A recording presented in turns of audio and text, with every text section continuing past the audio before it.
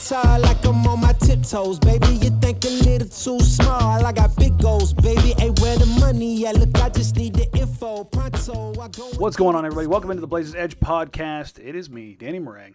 We're going to do things a little bit differently here for the Blazers Edge podcast just because it's going to be a short turnaround between Game 1 and Game 2. I'm recording this here Sunday night. If you caught Outsiders post-game, I'm going to kind of branch off some of the stuff that we talked about there and then project forward to Game 2. This will obviously release Monday morning and kind of serve as a reminder primer of Game 1 into Game 2, and then I'll hit a couple listener questions. It's going to be tied in as a little bit of a mailbag too, and then we'll kind of see where things go from there. So first of all, thank you for tuning in.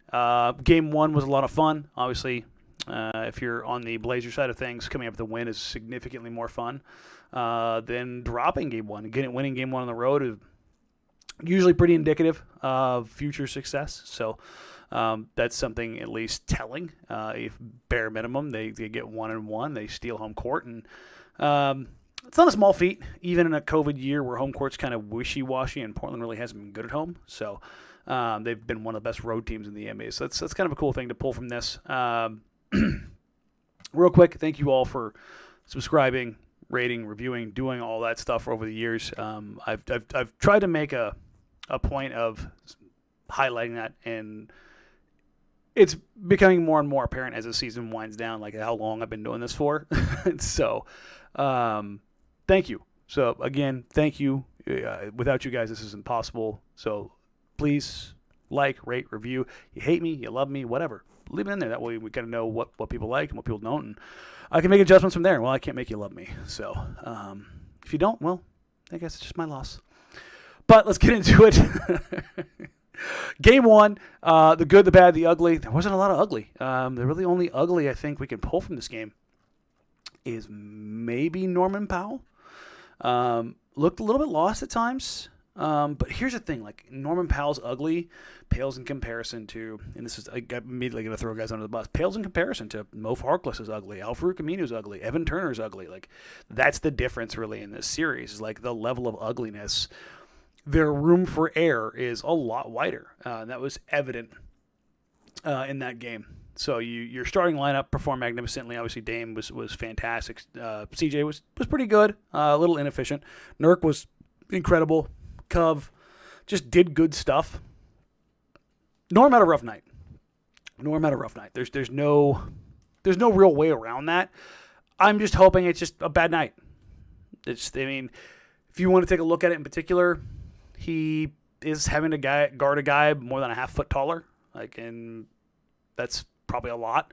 I'm not worried about it by any way, shape, matter, form, but just something to keep in the back of your head. One thing he did do well, and I think really the Blazers in general did well. I mean, you look up and down the list, and you had obviously Dame with 13 assists, Nurk with 5, Powell with 4, CJ with 3. Your starting lineup was just keeping that ball moving. 29 is a good number, especially in the playoffs. That was probably the most complete offensive game that we've seen from this team this year against a good opponent. Putting up 123 points, that's big time, especially in the playoffs. Neither team really played a lick of defense. It was definitely a defense optional kind of game. But in those kind of games, man, Portland shines. Portland shines big time. So that's your big takeaway. That kind of ball movement. Props to Dame, props to CJ, props to Melo for not gumming the works up, for not stopping the ball, for making the extra pass. That's what this offense should look like. They weren't hunting shots. Big tip of the cap, I'll get right to it, to Melo.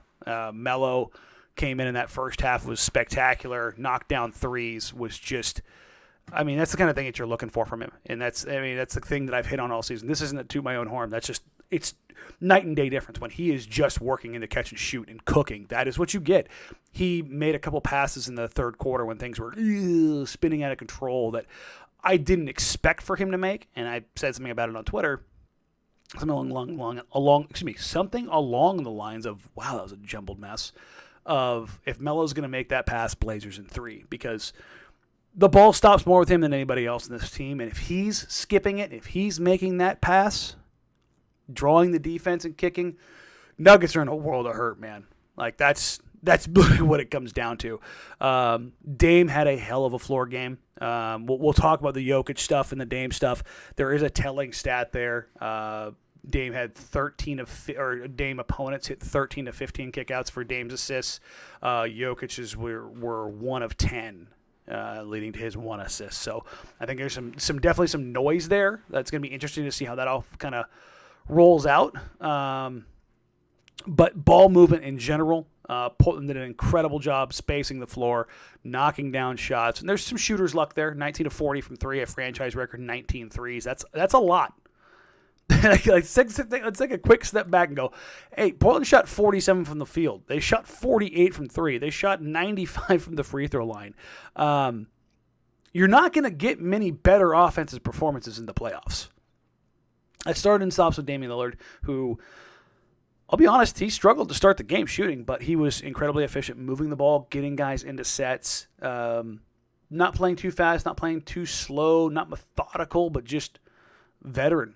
I mean, that's a playoff veteran, and that's what you should expect from this team, is that they should go where Damian Lillard takes him, and, well, there's not much in front of him for the Denver Nuggets in the backcourt. So that's huge.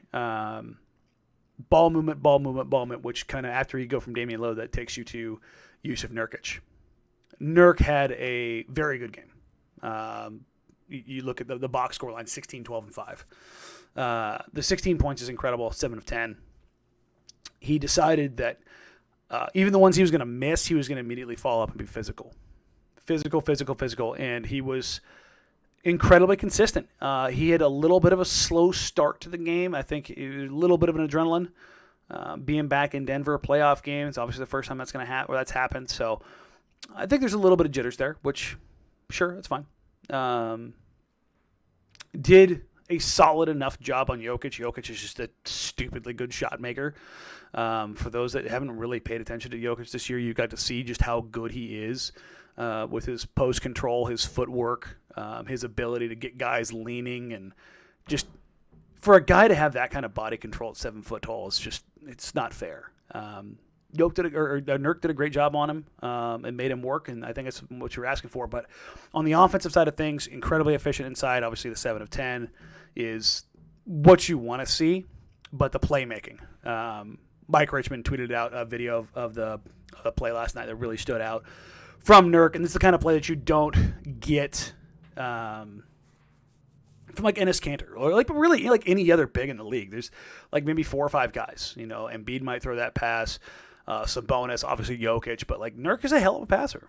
They ran a little bit of a split cut action with Dame and CJ up top, and I can count on the number of times on one hand that I've seen Melo run that dive, and that was a nice little wrinkle. And Nurk put it on a plate, and you get an and one, and big time swing. Dame comes back, knocks down a 3, and that's probably the game. And for Nurk to be a part of that, that Dame 3 was off the DHO on the wing, and it's like, yeah, that's what happened. So again, that ball movement, I think was huge. I'm not exactly giving away state secrets here. Huge for Portland's success. When I look at this game, it's a 14-point difference. And I think this game's a lot closer than that, because it was between 4 and 6 and held Denver had the lead in the third quarter going into the fourth. Portland did what they needed to do, and you don't want to downplay that. They played really well. They played really, really well offensively. Defensively, there were some things that they need to clean up big time. Big time.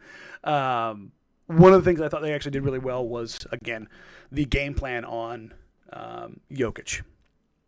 Jokic got his 14 to 27, but that's putting him on volume and not getting other guys involved. Now, there was some bad shooting luck. There's no doubt about that. Michael Porter Jr., we'll talk about here in a little bit, going 1 of 10 from 3. I wouldn't expect that to happen again. I don't think it's going to be something you're going to see repeated a lot. But I liked what they did. If you listen to either of the podcasts that we had with Adam Maras from DNVR or Matt Moore from the Action Sports Network, both of them obviously covered Denver a ton. They're both in town. The thing that they were wondering was how Portland was going to play Jokic. And I adamantly said, please, I hope, pray that they play him heads up. And they did. That's not me, again, tooting my own horn. That's just I'm glad they did it because I think it makes things easier. It simplifies things, whether it's with Nurkic or with Cantor. Like, you just play them heads up. You don't put anybody in rotation. You don't ask somebody to do things that they're not capable of doing. You keep it simple. The straight up acronym, KISS. For those anybody who doesn't know it, keep it simple, stupid. Straight up out of the Army. I mean, for reasons, because, Air Force, Army, well, whatever. Those of you get it, great. Otherwise, we're moving on. But I like what they did. I think they're probably going to get a little bit better of a chance in game 2, and we'll kind of get to that here in a second.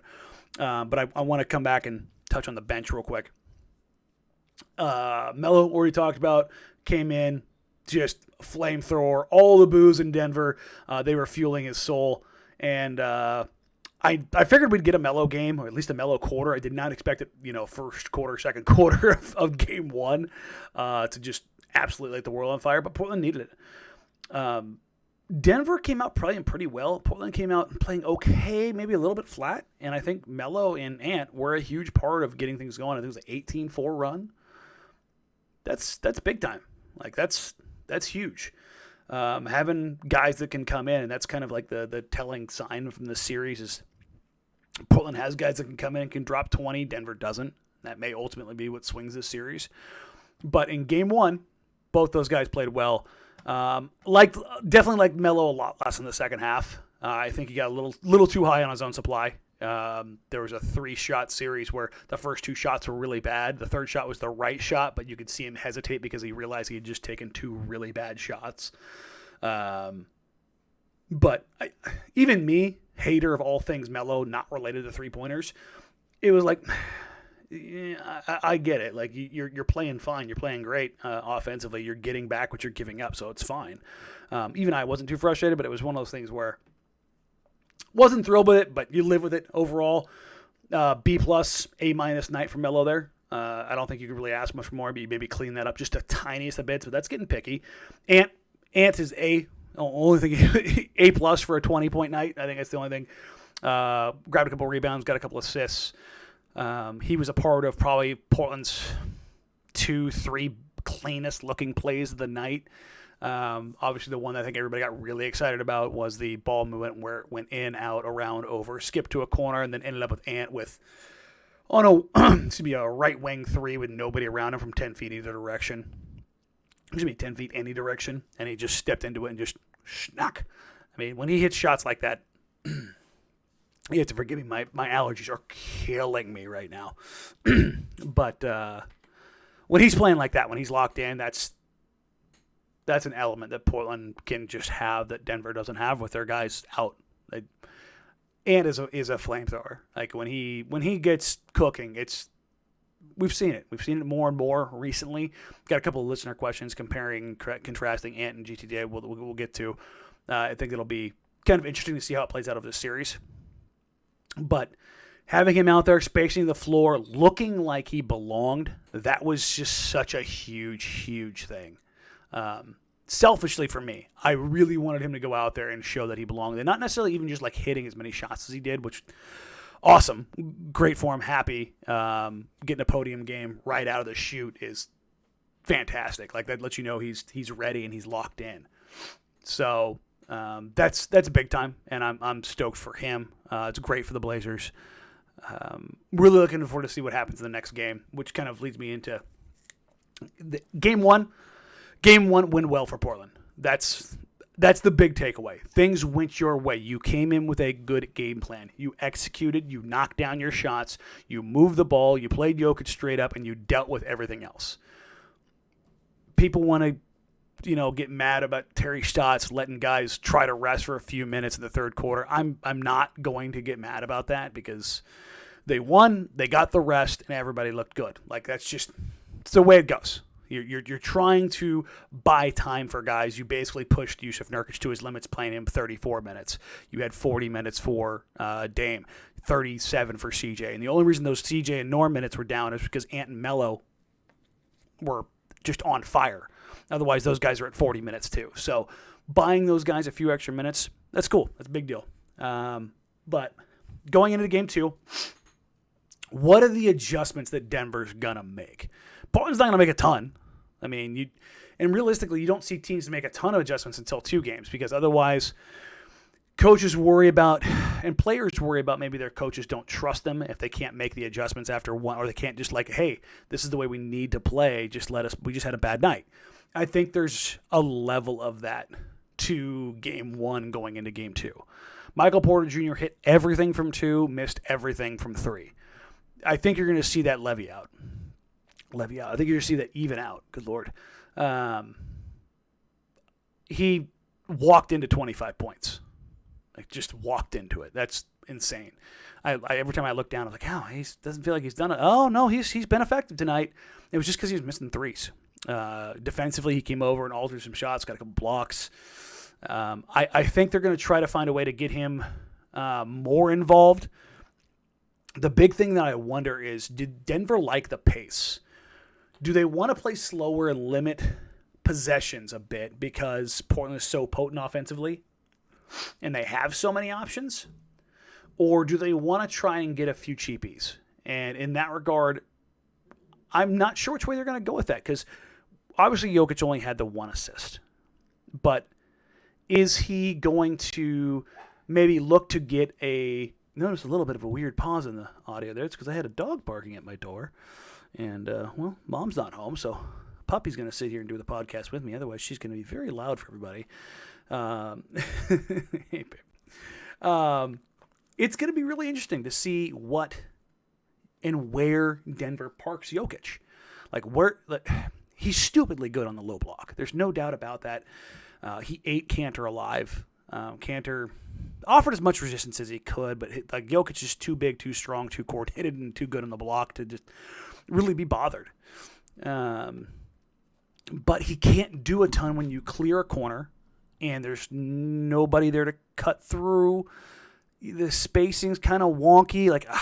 I almost wonder if do you kind of run some rub screens? Do you run some elevator doors, to get some rise and replace actions, have him come up to the 3-point line and switch with Porter Jr. or with Aaron Gordon, just trying to get a little rub pick and roll. Just get some cheeky stuff that you can find back and forth that maybe turns out to be a little bit easier, so you're not working just so incredibly hard for those points. I think that's the big thing. Getting Jokic in the middle of the floor offensively probably be huge. Getting Porter Jr., getting him to knock down some threes is going to be a big, big deal. I think that's they had some bad shooting luck. I know they're missing guys and they're missing shooters, but they had some bad shooting luck. Portland's 19 of 40, franchise record made threes. Nuggets are 11 of 36. Let's drop some of the stupid amount of threes that 50% from Melo, 4 of 5 for Ant, 5 of 12 for Dame. Knock a few of those off. Give Michael Porter Jr. alone a couple. Get Rivers 1. That's what I'm saying. That that 14-point win gets a lot closer, man. If some shooting luck goes your way. It's just, I wonder what ends up happening in the adjustment-wise, how heavy-handed Malone's going to be with them. I was honestly surprised that Millsap only played 15 minutes, that he only got 3 shots up. JaMychal Green played 18, only took 1. Those seem like 2 guys you might try to find some work for. Monte Morris, 5 of 10. He was effective, 5 assists. Maybe you go pretty heavy with him. Maybe try to get him a few more shots. Gordon was okay. His box score 16 and 8, a little underwhelming shooting wise, 7 of 16, but 2 of 4 from 3. I think that's kind of what you're getting. He probably needs to be a little more efficient on his 2s. But the guard play, it is kind of what it is. So maybe you're going to have to lean into your bigs. I think that's probably the way that you're going to have to look at it if you're Denver. Which is kind of weird because you're already leaning so much into Jokic. Every time you take the ball out of his hands, it's both a win for the Blazers and it's obviously a loss for the Nuggets. So I guess when Jokic isn't on the floor, which is only 8 minutes a night basically for this series, he's got to play 40 plus maybe. It's going to be interesting to see how it kind of all plays out. Like I said, I'm going to keep this one shorter. So that's kind of game 1, game 2, like adjustments you might look for.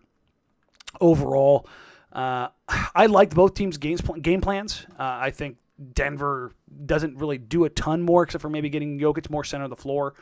Maybe they play a little bit less aggressively on Portland because I think part of the reason Portland had so many assists and the ball was popping is because the Nuggets were a bit predictable in what they were doing defensively, like when they were bringing the aggressiveness on the ball, and the ball just naturally found one guy after another, which you have to credit Portland for making the right reads and making the right passes. They did skip it and not just go one pass away pretty often. So I think that's pretty big, at least from a game plan perspective. So let's get to the listener questions. Just a couple here. Thank you for getting these in. From Blazers Edge, Adrian Burner says, what happens when MPJ starts hitting shots? Be afraid. Be very afraid. That's kind of what having the other guys on the podcast for the last couple days, the thing that I hit at a ton outside of Jokic for the Nuggets is, listen, I think MPJ is going to be the breakout performer. And he had an okay performance and he had 25. So, yeah, I'm leaning towards Denver winning game 2 just because I think they're going to have some shooting luck and things are going to go their way. And I don't think Portland's going to play like 90% of the way towards their best basketball. I think it's just that kind of natural. Portland probably feels pretty good about themselves, so there might be a little bit of a reason to relax when your game plan is that effective. So I think that's one thing I would look at. From @TWhite273, is Cantor playable in this series against Jokic? If so or not, who should replace or take his minutes? I think he's playable in the sense of he's a sacrificial lamb. Like, you can play him out there and be okay. He's going to cook everybody, including Nurk. Like, Nurk had him a couple times, and Nurk, he looked dumb. Like, Jokic hit him with that drop step spin, that baseline spin. It was like, whoo, that's nasty. Like, he's got probably the second best post footwork in the NBA right now behind Embiid. And like, it's not like a knock on Jokic to say that. Embiid just has, dream shake, Olajuwon-esque footwork, and it's incredible to watch. Jokic is kind of drunken Hakeem, like slippery fish Hakeem. It's not nearly as pretty, but the body control is just unbelievable, even with the flopping and the flailing. I guess it's like Euro Hakeem. I think that's kind of the way you look at it. Come on, Dallas. Sorry, guys. And Puppy's sitting. She likes the wheels on the Peloton, and she likes to spin them like a hamster. So, I think Cantor's playable. Definitely going to have to buy some minutes because Nurk can't play 36, 37, 38 minutes. It's just not a thing that he can do. But yeah, overall, Cantor's fine. I just don't look at Cantor and be like, oh, it's a problem. He's fine. Everybody's going to be, just kind of tossed on the woodpile when it comes to Jokic. He can get you some offensive rebounds, which Portland needed at times last night. He can play up against Jermichael Green, Paul Millsap. I think that's something that maybe Mike Malone looks at, is targeting that bench unit a little bit more with Millsap, with Jermichael Green, or keeping Porter Jr.'s minutes out there a little bit extended against those units, see if he can get him some cheapies. Portland is going to try to keep Nurkic on the floor for all of the Jokic minutes, but that's a tall task. Just minute for minute, he's not going to be able to match him. And two, if he gets in foul trouble, it's another problem. So I think Cantor's playable. It's not a great option, but it's not a bad option either. At Maz Northwest, Christopher Mazio, thoughts on if the Knicks go with a big lineup? If so, how do the Blazers handle that? Well, I mean, they're already really big. Like, Jokic is 7 foot, MPJ's 6'10", Gordon 6'9", like they're already big. And then you pull out Jermichael Green and Paul Millsap, more 6'8", 6'9" guys. I guess you could say they could go bigger if Barton came back. Obviously, then you don't have, Facu, who's 5'8", 5'9". Like, that's the problem, is that 2019, there's, Jeremy Grant, or something, not Jeremy Grant, Gary Harris, there's Torrey Craig. Like, there's so many dudes that they have that they don't have now that would be huge for them. I expect that they'll look to press their size advantage a little bit more, but exactly how and when, I'm kind of, it's, the adjustments that Denver can make are going to be kind of weird. Portland, I think, is just going to kind of do what they do. They're small. Like, that's just the thing. They are a small team, but right now Denver is smaller in those positions, so it's not necessarily a Portland weakness that they have to worry about. And that's, frankly, probably going to end up being the difference in this series. Henny at WTFPNW. What do you think our chances of getting to the second round are after game 1? What was most encouraging about last night? So I picked Denver in 7 beginning of the week, and I kind of just stuck with it because I'm stubborn. Because I don't trust this Portland team. That game was about as good as I could have expected. I definitely look towards Portland now. I still think this is going to go 6 or 7. I think you're going to have a couple nights where Denver is hot and Portland struggles to shoot. Like Portland just shot the living hell out of the ball. I don't think that's a crazy thing to say. They did. Now, don't get me wrong. They worked for those shots. They played really good basketball, and I really like seeing that. I definitely think their chances are better than a coin toss right now. If I had to pick, I'd probably say Blazers in 7 now. Maybe 6. Game 2 will be pretty telling. What was most encouraging was the offense, the ball movement, the consistency in that effort. Things look better, and it's a lot rosier of an assessment when you're making shots. There's no doubt about that. They didn't really struggle from any particular level. The one time they did really struggle in the third quarter, it definitely didn't look great basketball-wise, but they kind of regained control, or Damian Lillard regained control, which that's, again, your ace in the hole. The Blazers can rely on other guys for time periods and then go to Damian Lillard. The Nuggets have to rely on Jokic for every minute that he's out there and then hope to God that everybody else brings it. Like, that's the difference in the series. But I think they're probably gonna get to the second round. And what we've seen from Phoenix and LA could work out pretty well. From Adam Antium. From Adam Antium at Adam_Antium. Did Powell just have a rough night, or is the matchup versus him going to be a struggle this series? Asking a 6'3" dude to guard a 6'10" superstar in the making in MPJ is difficult. But I'm also not throwing him under the bus after one game. We kind of hit on that to start things. I think it was just a rough game. I realistically do. Not a great matchup for him, but I think you could see him turn it around. He hits another shot or two. He gets out in transition. Like he cleans up like a few things. That's all he needs to do. And all of a sudden his box score looks a little bit better. Porter Jr. That's a tough task. Asking a 6'3" guy to guard a 6'10" dude that's a lot. So as long as he's able to keep that as a push or near push, if things get dicey, then it is what it is. It's fine. But if all of a sudden he's outplaying him and Denver's winning, then you're gonna have to kind of figure something else out. Maybe you throw Covington on him to put the size on him. Then you've had to deal with Aaron Gordon another way, but for the most part, I think that's just kind of the way the cookie crumbles, so to speak. We're going to get out of here with that. Game 2, obviously, on Monday night. Please keep the questions coming in on Twitter at Danny Marang, at DANNYMARANG. I'll have some video breakdowns to kind of come out after Game 2 when the trends kind of look a little clearer. We can see what may or may not be real from both teams. Again, we're going to be dealing with limited sample sizes, but we can maybe see some adjustments or some tweaks or what they did with some certain things. And then also the puppy will probably be a little bit less irritated at that point in time. As always, please like, rate, review, subscribe. Thank you for all that you do. Again, I really do appreciate you. We'll catch you guys next time. And for Dallas and me, thank you all so much. I'll catch you soon. Bye.